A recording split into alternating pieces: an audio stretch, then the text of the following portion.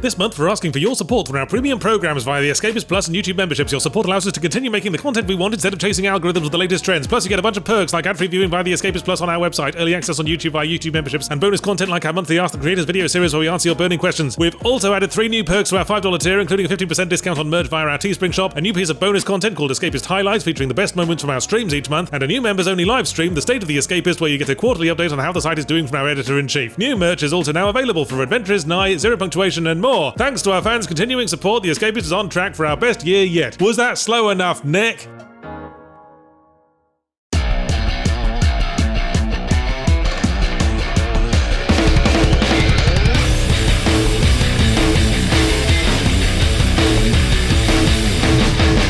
Well, go on then, Yarts. Tell us World War II shooters are overdone. And while you're at it, be sure to inform us that water is wet and modern political discourse is fucked. Ironically, pointing out World War II shooters are overdone is itself overdone. We're stuck in the fucking Ouroboros of tedium. The snake eating its own tail while complaining that the seasoning is bland. Actually, I wasn't going to rag on Call of Duty for going Nazi-fartsy on us again, because I've come to accept that while shooters can't seem to get away from World War II, it definitely hasn't been for want of trying. The modern warfare trend was about as valiant an attempt as one could expect, and we all know where that ended up, so fuck it, let shooters have their fucking comfort zone. It's the only uncomplicatedly good setting for a, quote, realistic shooter. Get too close to the present and war's mainly decided not by the ground-level machine gun exchanges that FPSs bank on, but by whose tech can make the biggest explosion happen the furthest away. Also, it's still the war with the best narrative, where the writers weren't trying to frame the side with aircraft carriers and predator drones as the plucky underdogs struggling valiantly against an opponent armed mainly with harsh language and angry livestock. Besides, the lesson, don't be like the Nazis, you stupid fucks, is one that certain audiences still haven't properly internalized in this modern age, apparently, so fuck it. All is forgiven, World War II shooters. I mean, there were so many different people and places and levels of technology involved, it's basically just as versatile as setting a shooter in space. Not that I think you should set them in space. Hey, Call of Duty, I said don't do that! No, stop! Oh fuck, they set one in space. Fetch the mop. Of course, having said it's a versatile setting, it would be nice if more World War II shooters made the most of that and not come back to D-Day all the fucking time. How many times now have I played a World War II game where we have to do something to ensure the success of D-Day? I feel like lone wolf allied commandos could have held a fucking convention behind the German firing lines at this point. Yes, Call of Duty Vanguard does D-Day, as well as Stalingrad and the fall of Berlin and all the other classic hits, with the framing device being the interrogation by evil sneering Nazis of an allied commando unit more heartwarmingly diverse than a Great British Bake Off semi-final. There's Black British Soldier, Grim Russian Lady who's a sniper because aren't they fucking always, a mouthy Australian who peppers his dialogue with words from the hack screenwriter's little book of international slang, and a cocky American pilot to occasionally tank a much-deserved biff to the chops. And yes, obviously the Nazis are racist as all bollocks towards them, but people were racist across the board in the 40s, and the most racism that allied NPCs ever display is directed at the Australian. Oh, and the American pilots chapter features him teaming up with the Coloured Regiment in the Pacific Theatre, and they complain about their systematic oppression at the hands of their own government with the eye-rolling tolerance of high schoolers complaining about the Mean Girls clique. I'd say make up your own war if you're going to revise history, but we've established this is the only setting shooter audiences are interested in. Oh no, historical inaccuracy in a war shooter, Yahtzee. Don't forget to also point out that in real life you can't heal gunshot wounds just by sucking on a floor tile for 4 seconds, and that most allied soldiers didn't have cameras grafted to their noggins. Okay, but before you run to the comments to start bayoneting those straw men, let me clarify that it's not inaccuracy that bothers me. Because you know what else isn't historically accurate? Wolfenstein the New Order. And you know what kicks ass? A disgruntled mule in a crowded bathhouse. And Wolfenstein the New Order. Because in between fighting space Nazis on the moon and cyborg Rottweilers with cheese graters for faces, the story actually addressed things like racial tensions within allied nations and the emotional toll that war has upon those who fight it. It also featured characters who fuck.